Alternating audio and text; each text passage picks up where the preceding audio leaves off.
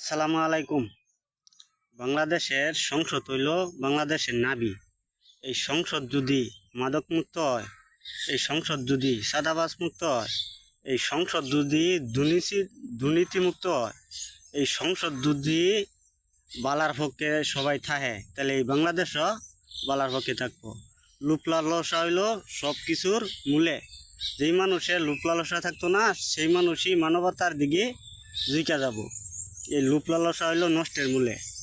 অন্য দেশ আমাদের সাথে ভালো সম্পর্ক থাকবো, আমাদেরও তাদের সাথে ভালো সম্পর্ক থাকবো।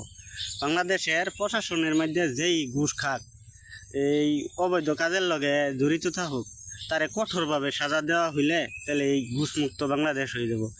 আর যত এমপি মন্ত্রী আছে, টেহা বাংলাদেশের থেকে যদি বাইরে পাচার করে, হ্যাঁ যেই হোক না কেন, তাকে কঠোরভাবে সাজা দেওয়া হইলে তাহলে বাংলাদেশ এই দুর্নীতিমুক্ত হয়ে যাব। কারণ আমার বয়স হয়েছে 30 বছর, রিক্সা চালাইয়া ভাত খাই, কিন্তু যা দেখতাছি শুনতাছি সব কিছুর মূলে হইলো সংসদ। সংসদ যদি বালা চলে, তে পুরা বাংলাদেশই বালা চলবো। ধন্যবাদ।